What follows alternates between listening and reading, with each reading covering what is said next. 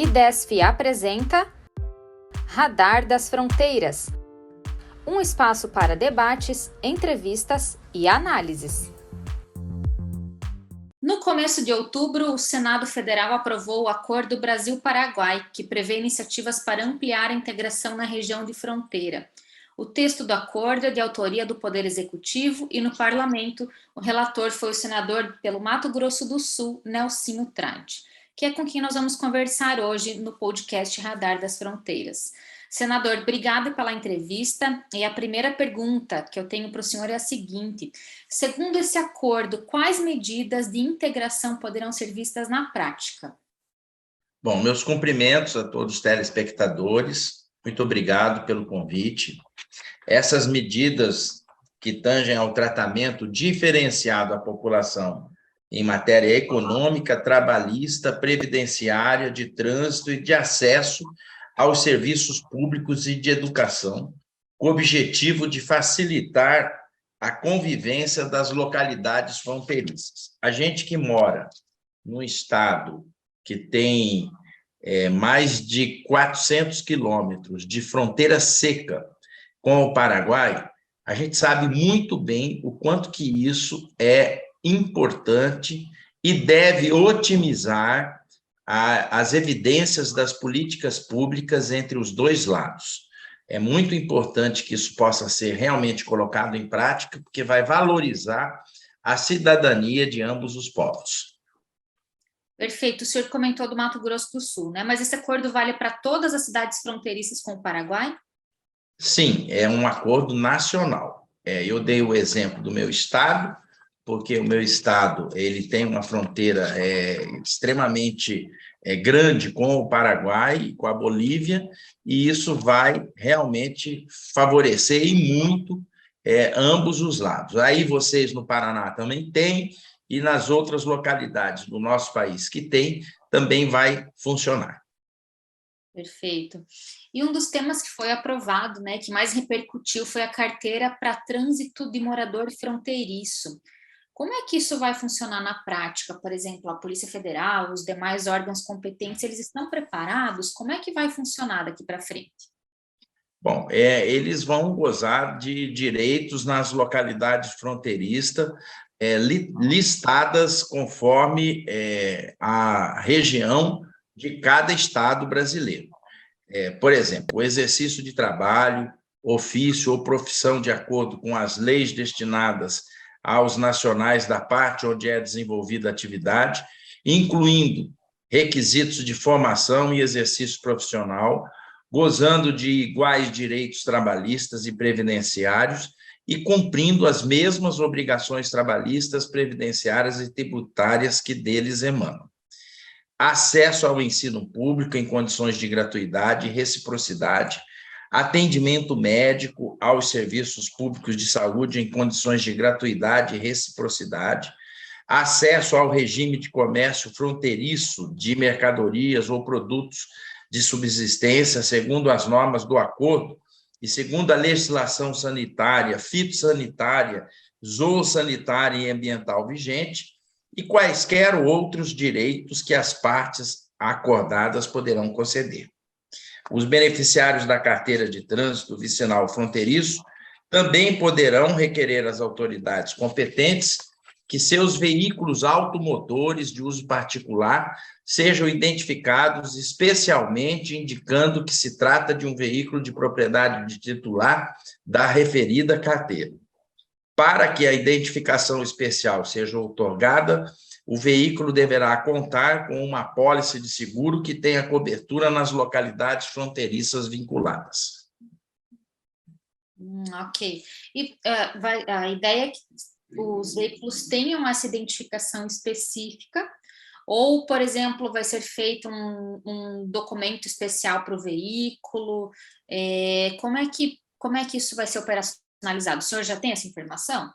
Sim, existe o laço diplomático entre os dois países e, consequentemente, a partir do momento que esse acordo entrará em vigor, haverá de ter entre os dois países uma consonância de um documento que possa vir a servir para ambos os lados.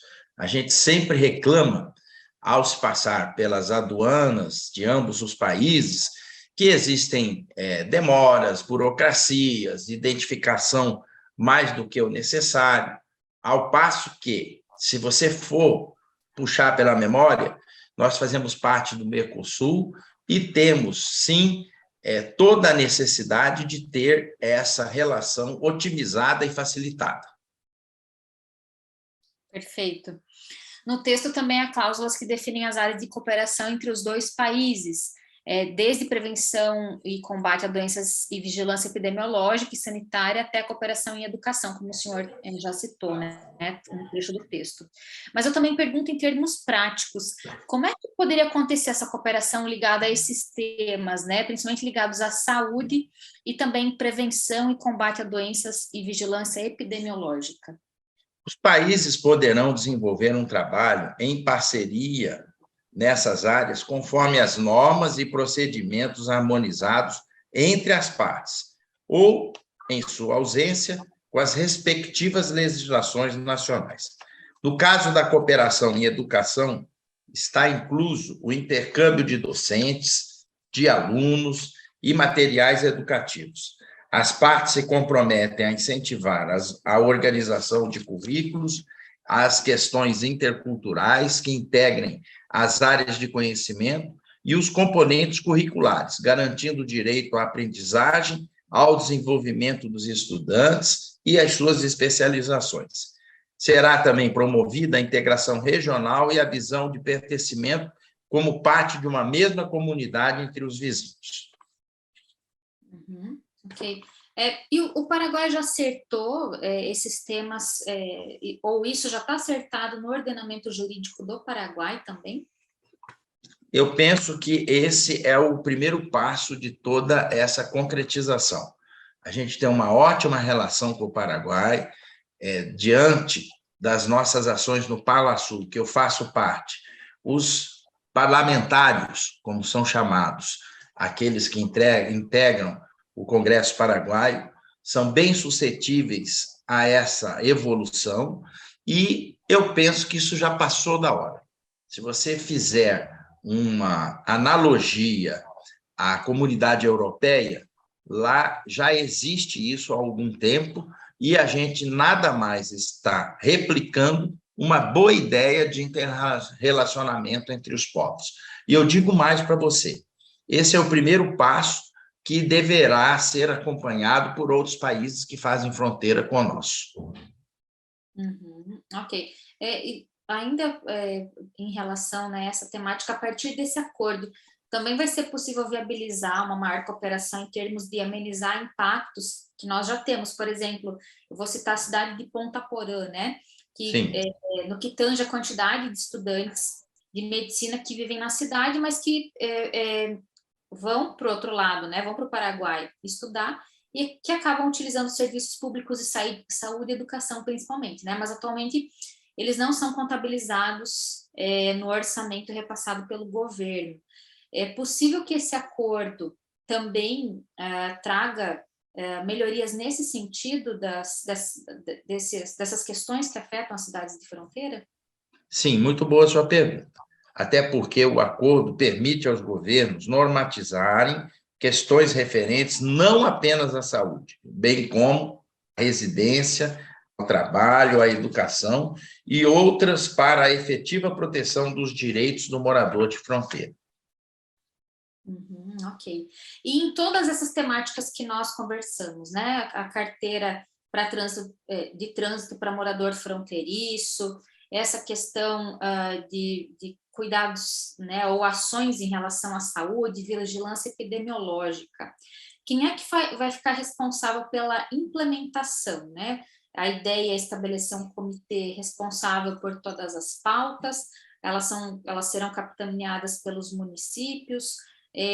Como é que vai funcionar a organização dessas pautas todas? Há que se ter um entendimento, a partir do momento da aprovação legislativa, de ambos as chancelarias dos dois países, porque nada mais estamos efetivando e procurando praticar do que a relação diplomática sintonizada entre os dois países. A partir do instante que isso estiver pronto, pode ter certeza que o ganho será muito para ambos os lados. O que não pode é a gente vivenciar um território tão extenso de fronteira seca como nós temos, sem nenhum controle, sem nenhuma consideração, sem nenhum olhar em que se pese a esses aspectos, tanto na área da saúde, assistência social, educação e por aí vai. Só para você ter uma ideia, Ponta Porã é uma cidade do Mato Grosso do Sul que faz divisa seca, ou seja, é só uma rua que separa, de Pedro Juan Cabaleiro. E lá em Pedro Juan Cabaleiro existem as universidades, em especial vamos focar na de medicina. São mais de 10 mil alunos brasileiros que cursam medicina em Pedro Juan Cabaleiro. Se você for na cidade de Ponta Porã hoje, você não acha um imóvel para alocar, você não acha um local para poder colocar uma pessoa a fim de que possa fazer esse translado, acabam fazendo situações que, com esse projeto, não irá mais acontecer. Há que se ter essa consciência, formalizar esse acordo e fazer com que ele possa ser produtivo, não só para quem mora na fronteira, mas para quem é gestor dessas cidades. Porque se você colocar na conta da saúde de quem é gestor de uma cidade dessa, na educação de quem é gestor de uma cidade dessa, na assistência social, isso realmente pesa em função da população que ele tem a obrigação de atender. Perfeito. Só para deixar mais claro, então, quem vai fazer a articulação em termos da implementação desse acordo serão os Ministérios de Relações Exteriores dos dois países, correto? Perfeito. Além do que, nada mais de se esperar do que o aprimoramento da função de cada pasta dessa, porque no final e no frigir dos ovos, é eles que têm o poder dessa articulação. É lógico que chancelado pelo executivo dos dois países e com a aprovação legislativa de ambos os países. Qual que é o cronograma, então, daqui para frente? O que nós teremos aí em termos de encaminhamentos, né, depois dessa aprovação? Quais são os próximos passos? Bom, o governo brasileiro, a partir do instante que essa lei foi aprovada, já está ciente. Eu sou membro do PalaSul, nós vamos ter uma reunião em Montevidéu, ainda no mês de novembro. Eu vou levar esse assunto no âmbito do PalaSul, em especial aos parlamentares do Paraguai, para que, da mesma forma que a gente apertou o play dessa iniciativa, que eles também possam fazer por lá, e que esse acordo possa vigorar para o bem daqueles que moram nas fronteiras. Perfeito. Uma última questão, então, na opinião do senhor, né, como representante até do estado do Mato Grosso do Sul e relator do acordo aprovado, existem outras lacunas que ainda precisam de atenção em relação à integração e cooperação entre os dois países?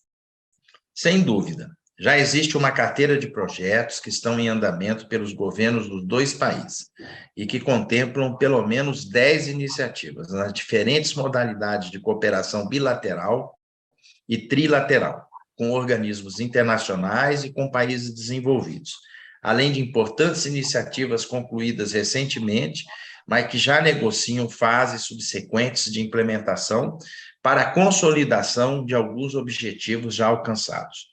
Temos iniciativas em temas diversos, como saúde, recursos hídricos, agricultura, metrologia, alimentação escolar, combate à corrupção, saneamento, entre outros. Eu digo para você, esse é um avanço que precisa ser implementado, até porque, junto dele, poderá se facilitar muitos outros acordos que estão na ordem do dia, que vão melhorar o desenvolvimento econômico dos nossos países, como a questão do acordo de livre comércio do Mercosul com a União Europeia. Eu penso que a gente, dando esse exemplo, dando esse passo, muitas dessas dificuldades que, porventura, num horizonte possam ser vistas, serão superados. Perfeito, senador. Agradecemos a participação aqui nessa entrevista pelo IDESF e que esse acordo, então, aproxime ainda mais os dois países. Muito obrigada. Eu que agradeço, muito obrigado pela sua gentileza de nos procurar. Estamos sempre prontos aqui em Brasília para elucidar determinadas questões. Muito obrigado, meus cumprimentos mais uma vez a você e a todos. IDESF apresentou Radar das Fronteiras. Veja mais conteúdos nas nossas mídias sociais. Estamos no YouTube, Instagram, LinkedIn e Facebook. Nos vemos lá!